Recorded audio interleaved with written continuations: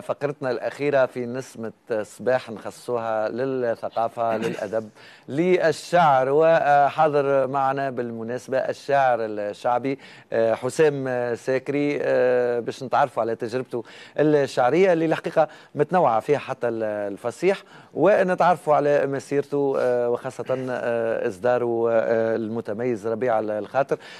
صباح الخير سي حسام. مرحبا سي زياد، مرحبا بكم ومشكور على الدعوة. دعوة هذه الحقيقة من واجبنا أن نقوم بدعوة شكرا. المبدعين في مختلف المجالات وخاصة في الشعر والأدب. قلنا التجربة يعني ماهيش مقتصرة كان على الشعر الشعبي، كان تحكي لنا عليها بعجالة، كيفاش بدات، كيفاش اكتشفت في نفسك القابلية هذه لأنك هو تكون في الحقيقة شاعر. يعني أنا حسام شاكري، يعني موظف في إدارة الفلاحة فرع الغابات من مدينة المكناسي، نشرفوا، ومن منطقة الجباس بالتحديد الريفية، لأنه يعني البادية دائما يخرج منها كل ما هو مبدع. أكيد. يعني بديت يعني في سن تقريبا 21 سنة، سنة 2011 2012 يعني، وما يعني ما وصلتش نظرا يعني لعدة ظروف. من بعد يعني في سنة تقريبا 2019 2020 يعني بديت في يعني لكي نجمع في المجموعة الشعرية هذه ربيع الخاطر. نعم. ويعني فيها تقريبا 35 بلغة القوافي نقولوا 35 قسيم، يعني 35 قصيد. في الشعر الشعبي نقولوا قسيم يعني. نعم. وفي الحقيقة هو يعني مجموعة شعرية هي عصارة يعني ما هو موجود يعني في الفيزيون تاع الشعر، لما دائما تلقاه يعني هو يعني عنده نظرة خاصة في لكل ما هو شيء ما هو جميل. نعم.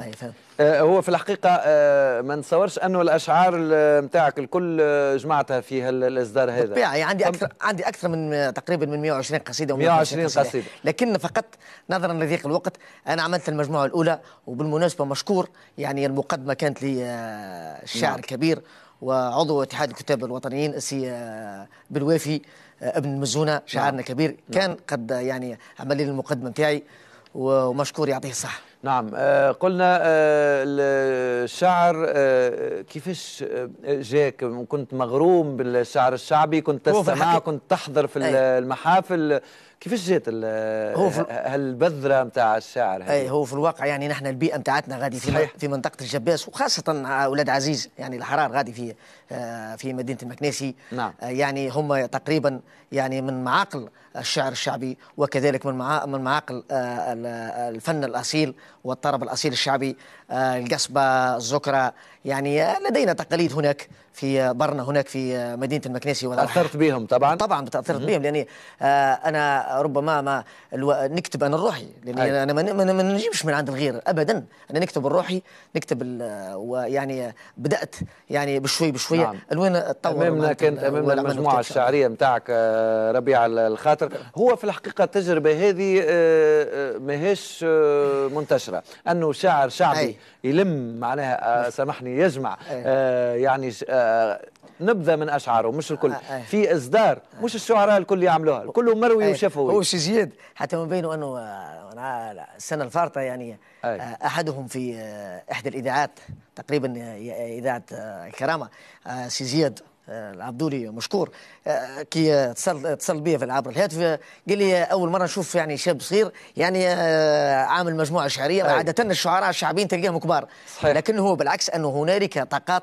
كبيره هناك موجوده في مدينه المكناسي وضواحاها في الارياف وفي مختلف انحاء الجمهوريه موجودين شعراء شعبيين موجود برشا طاقات. نعم.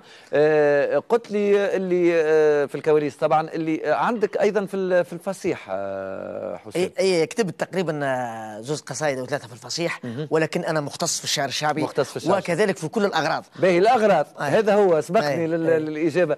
نعرفوا اللي الشعر الشعبي فيه العديد من الاغراض، ونعرفوا اللي فما اختصاصات، فما شعراء مختصين في الغنائي وفما في كل ما هو يعني غزل، وفما كل ما هو مدح وفخر وغيره رثاء وهجاء وكذا، ولكن الهجاء خليه على جنب.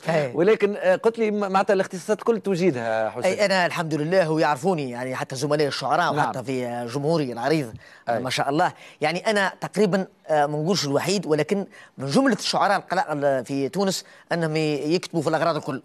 يعني يكتبوا في الفخر، في المدح، في الرثاء، في كل شيء يعني. نعم. الاغراض الكل ان شاء الله. فما قصيده طريفه استرعت انتباهي. واولا مش اسالك علاش عنونت يعني المجموعه بشاعر اولاد عزيز هكا. اولاد عزيز الحراري. شوف انا شاعر تونس كامله. صحيح. ونحب تونس. أي. والشعر دائما هو ملك الجميع. أكيد. ولكن مؤخرا في السنين الأخيرة يعني هناك شباب وأيضا حتى شيب وشباب في الحقيقة والأطفال الصغار وكل نساء ورجال يعني أطلقوا عليه هذا الاسم. يعني حتى كي نمشي في الشارع أو كي نحضر في عرس لو كان تعرفنا بولاد عزيز الأحرار. أولاد عزيز أولاد عزيز هم يعني عرش كبير يعني ينحدر من همام. نعم. أنا جدنا الأول.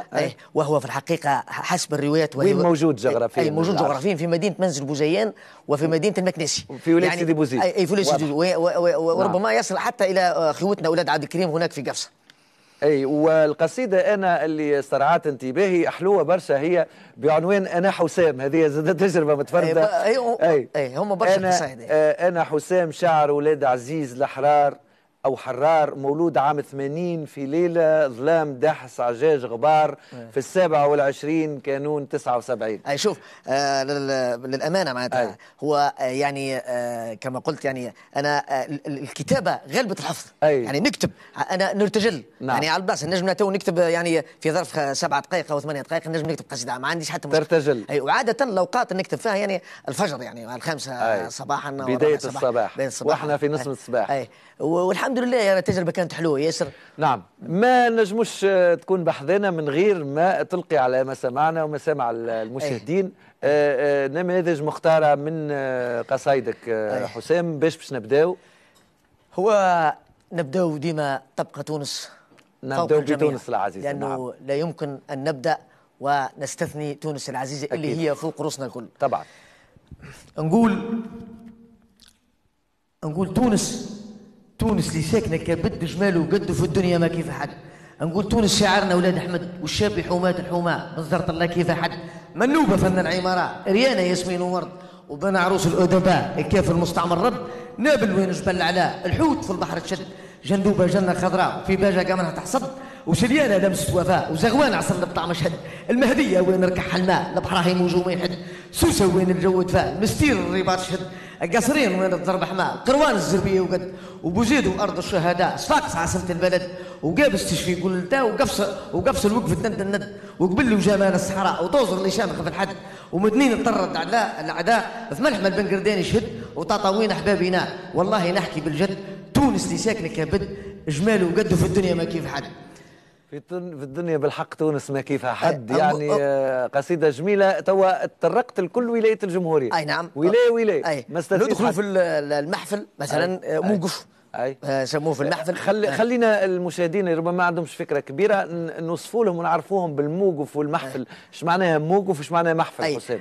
الموقف هو يبدو انه يعني كي تبدا يعني في المحفل في العراس نتاعنا في تقاليدنا انه موجود هناك يعني يوقفوا 3-4 نساء من غادي يعني 3-4 نساء يعني موجودين ويعني ويهزوا صوت صالحي. فهمتني؟ وكذلك يعني يوقف راجل او 2 يعني من غادي ويبدو يقولوا في الشعر موقف. ونحن الشعراء عاده يعني المحفل عندنا ليه يعني قسيم خاص بالمحفل. نقول مثلا في المحفل نقول نعم توكلت على الله وما كنت دنكاس هزيت عليت فوق الراس صلوا على نبي الامه نظيف الباسه نجيت للعرس باحساس رافع على الراس مولاه هنكار لباس متمم كما لف البلاصه والريم وحفال بقاص زينه العراس ساطور وماس تهفي على جنحه القطيع مولات سن لزداسه وحنن وسوالف اخراس وفلاح تراس والتيف كاس معمر صعيب يقعد براسها. انا حسام العرس والساس وفي القول حليت كياس من الخمس لسوق الهراس سيدي علي عزوز سمح قواسه واسهل علي خليفه النبراس ورشيد وعند فوزي الادريس وسيدك حمد بن عاسه ولا خدمت يوم صنيع للرخيص تباح حمال مواس معروف كرطوشتي نار رصاصه ولا كذبت لا عشت رخصاص لا كنت قرناص لا خدمت مكاس لا شهد على المنكاسه ودرت احلاف من الناس الاسمر عياك دعاس وعروش ونجوع مكناس ورجال سمر منسوح كنشاسه انا من نسل الياس وابراهيم في البر حواس وعمر صاحب العادل الاساس لو قف يوم في سوق النخاسه غير زغرة ريم لاكفاس لباس للماس وصلوا على نبيهم نظيف الباس عليه الصلاة والسلام. رجعت بنا إلى إلياس، النبي إلياس يعني. وسيدنا إبراهيم وسيدنا وذكرت سيدنا عمر بن الخطاب. قوة الشعر يعني. نعم. أنا ربطت ما بين بويا، أنا بابا اسمه الوالد اسمه عمر، وما سيدنا عمر بن الخطاب. نعم. اللي هو يعني أب العدل يعني. طبعا يعطيك الصحة. يعني جمعتها فأوعيت في القصيدة وقدمت روحك أنه يعني أنك متمسك بالمبادئ والمثل وبعيد على كل من شأنه أن يشين. هذه تدخل بها في المحفل. هذه أول قصيدة تلقاها في المحفل. تعرف تقريبا تعريف بالذات. ثم بعد تدخل في الأغراض، ما يسمى بالأغراض الأخرى. على ذكر المحفل، نحب نعرف معناها مشاركاتك في مختلف المهرجانات والتظاهرات. كنت تعطينا عليها فكرة. شاركت في كم مهرجان دولي. نعم. وغير دولي، ابتداء يعني بالمهرجان الدولي للجواد العربي الأصيل وما أدراك بالمكنسي مسقط رأسنا. نعم. وهو في دورته 38. أي نعم، فروسية يعني معقل الفروسية هناك. وكذلك شاركت أيضا في مهرجان العلق. نعم. هناك بصوت الجبل بوم العلق في زنوش قفص البيع. وكذلك مهرجان أيضا زردة سيدي خليف هناك في سيدي بوزيد. نعم. بين سيدي بوزيد والقيروان. وعدة أيضا مهرجانات أخرى يعني محلية يعني يطول شرحها يطول الحديث عنها. احنا ماذا بينا كان يطول الحديث معك، لك تعرف وقت البرنامج محدود. نكملوا بحويجه او قصيده من اختيارك نختموا بها اللقاء الجميل والطريف معك. القصيد هو اللي نال تقريبا اعجاب العالمين جميعا عبر التواصل الاجتماعي. نعم. يعني اللي انا رديت يعني بكل يعني احترام على اخويا وصديقي بالقاسم عبد اللطيف. نعم. في قصيد طب وما قريناش طب. ايوه. يعني واشتهرت بها كثيرا بعد قصيد ما زلت الفخريه. هو في الحقيقه كل قصائدي كلها جميله. نعم. ولكن طب وما قريناش طب الوحيد اللي قالها اخونا سي عبد اللطيف بالقاسم عبد اللطيف، الشاعر الشعبي الكبير. الشعب الكبير. بعد 25 سنه تقريبا قالها في سنه 96 او 1997. أيوة. يعني ما رد عليه حد. الوحيد انا بكل فخر رديت عليه يعني في هذا القصيد. يعني في ايجاز بضعه ابيات. طب ونداو بالشيح، احنا من الصحراء نوجد حل بمرافق ذكار وريح، كسرت هانا حليب البل والبن مذرح تذريح، وترفاس وقيز وورد وفل وتقفته لكلوكه لجريح، ونوار الهندي بتاع معسله ورق الزر نبقى مليح، والمبويا على السحر الدل وتيفاف وورقه ايميح، وللفده الزعتر حل وقرينا جدي بقى تصحيح، مجش الداوي مرض الصله وطبه وما قريناش الطب بحبه شبه نحبس كل العين عجب.